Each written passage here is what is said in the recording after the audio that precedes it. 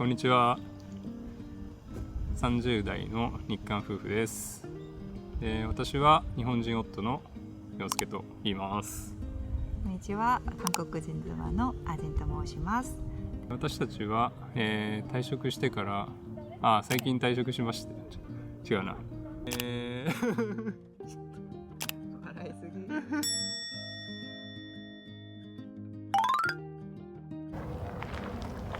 なぜもう仕事辞めてからだいたい3ヶ月ぐらい経つけど、今の正直な感想とか、心境の変化とか、なんかあったりする？もう3ヶ月だね。早いな。本当時間早いよね。正直な話、時間がまだ湧かない時間だけ過ぎていくっていう感じで、でもやっぱりいいね。こう何もしなくてもいいっていう気持ち時間を自由に使える、好きな時に好きなところに行けるっていう自由さが本当いいなと思う。確かに、時間とあと環境に縛られない自由さっていうのはあるよね。そうで今回私たち平日にさ、カフェに行ったりとか行ったね。あと宮崎旅行も行ったやん。そう平日のど真ん中に安い時にさ、そういうの本当にいいなと思う。自分らは本当旅行が好きだから、会社員時代から平日の安い時に、人が少ない時に旅行したいと思ってたから、それが実現できて、最高だったね。そうだねで、私の場合はあれもできてよかったよ。フリーランサー体験ちょっとしてみたいなと思ってたじゃん、ずっとさ。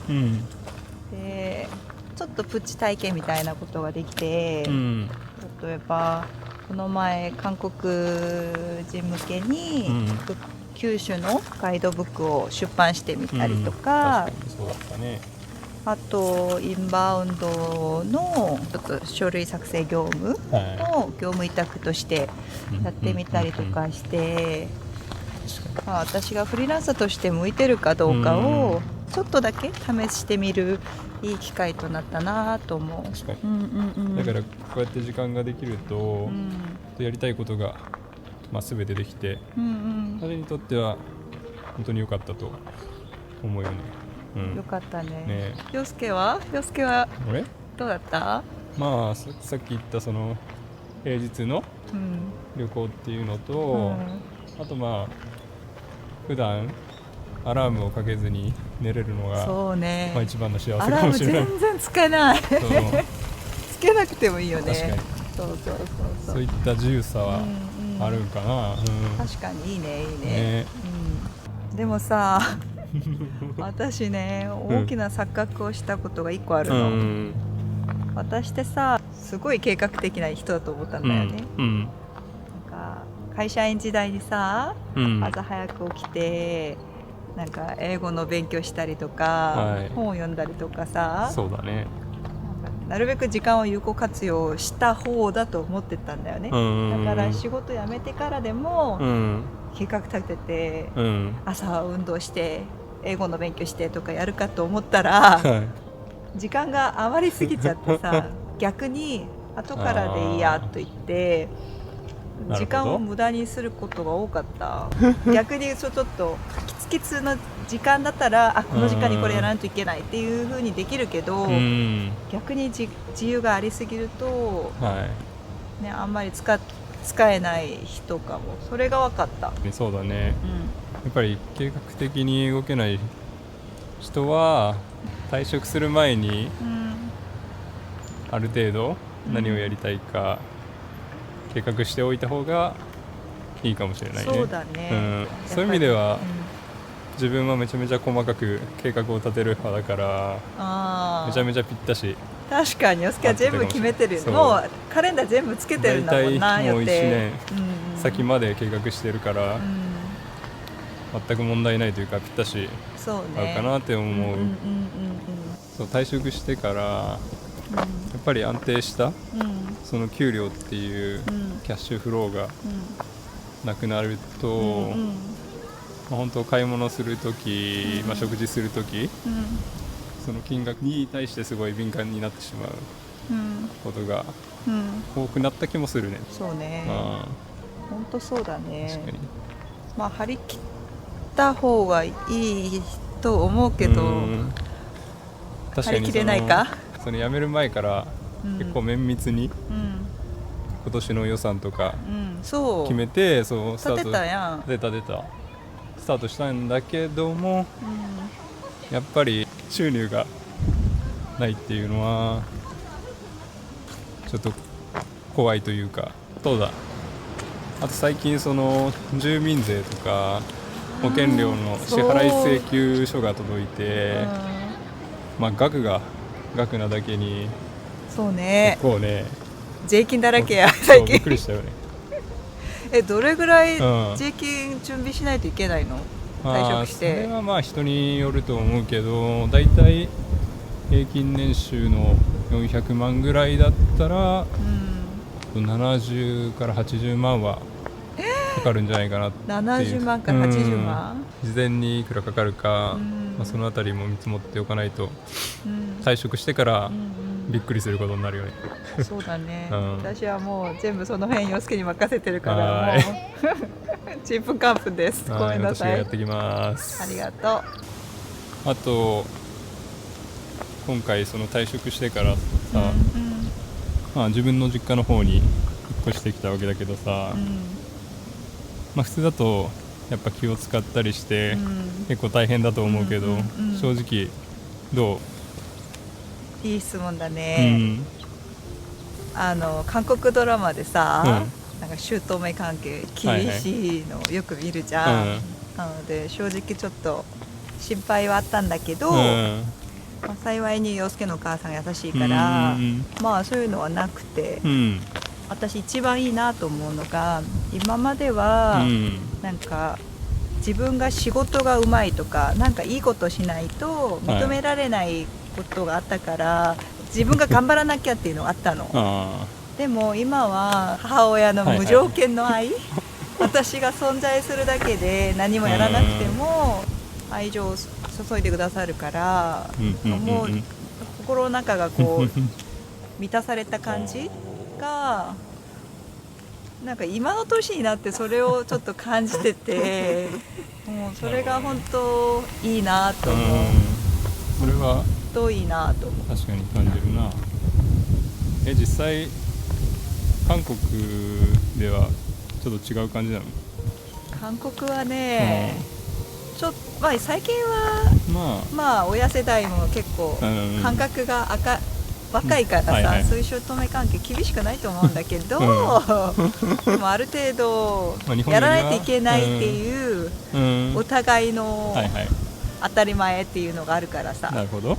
ちょっとその意味ではうちは全然楽な方かな。ありがたい本当。で、東京に住んでた時は離れてるから、親と一緒に暮らす時間を過ごす機会があんまりなかったじゃん。一緒に暮らしてみて、お母さんが何が好きか、お父さんが何にね没頭してるのかそういうのが分かって本当いいなと思う。ダイウィズゼロの本にも書かれてたけど、やっぱ最後に残るのは、人生の最後に残るのはお金じゃなくて思い出っていう言葉があったけど、本当だよ。やっぱこういう時間を東京に生活してた時だったら、なかなか難しいことだったけど、退職して時間ができたことでこうやって実家に帰って親と過ごすことができたのは良かったかな。本当だね、本当良かったと思う。一方でさ、人にも全然会わなくて一日が経っちゃうこと多いよね。自分は特にもともとこういう関係が狭いから、でこの年になるとなおさら本当仕事関係の付き合いしかなくて、退職したらほぼ人間関係がなくなっちゃったね。そうだね、本当そうだわ。人と付き合うのが苦手っていう部分ではある意味楽かもしれないんだけど、私の場合は、社交性もちょっと心配になってきそうな気もする。自己中になったりとかさ、なるほどね、人と合わせる機会がないから、こうわがままになったりとか好き勝手にやりすぎてて、今後また仕事に戻ったら、ね、どうなるんだろうっていう心配はなくはないね。あと一個思ったのが、社会的なステータスとか信用度のことで、自分は新卒からもうずっと同じ会社で11年ぐらいいたから、あんまりそういうの分かんないんだけど、実際やっぱ会社を辞めると、そういう社会的なステータスとか信用度って、気になるもんなの？そうでしょう。なんか仕事辞める前に、なるべくお金借りとけとか言うじゃん。そうねまずそういうのはあるな。あるよね。私の場合はちょっと余計なプライドが高いからさ、自分を他人に、特に初対面の人にどう紹介すればいいのかちょっと分からなくなったね。まあ一応、いろいろやってるけど、なんか一言でさ、マーケターです、何々会社やってますとか、なんか証明しなくてもいい、その一言で終わる、そういうのがなくなってからちょっとね、気になるね。人の視線とか、気にしなければ全然確かにねいいし、自分は別にあんま人と比較することもないから、本当か？正直、多分いいと思う。ただこれからどうだろう。友達とか会ったらどう？そう人と会ってそういう話すると、なんか思うんだろうな。ちょっとね、気にする部分はあるかもしれないね。はい、ここからはナレーションにて失礼します。まずはここまで動画をご覧いただきましてありがとうございます。 YouTube を始めたばかりの素人なので、多々見苦しい部分があったかと思いますが、そこはご勘弁ください。今この動画を見てくださっている方で、夫婦ともに退職してこれからどうするんだと気になってくれている方がいるかもしれませんが、実は私たちが会社を辞めた理由は世界一周に行くためです。30代も半ばになりますと、今後のキャリアであったり生活であったり、また夫婦として今後何がしたいかを考える場面というものが多くあります。最終的に私たちは人生は一度きりなので、自分がワクワクする選択、やりたいことに挑戦する人生を歩んでみたいなと思って世界一周に出る決断をしました。私は日本も海外でありますが、日本と全く違う海外で暮らしながら図書館で勉強したり、カフェでゆっくりしたり、日常を送ってみるのが夢であります。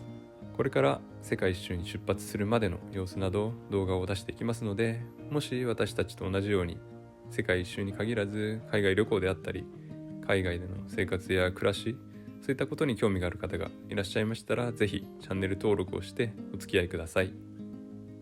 はい、ではご視聴ありがとうございました。むずいね。確かにカメラ向けられると無理だわ。でしたね。でもまあいいんちゃう？まあいっか。まあいいか。まあいっか。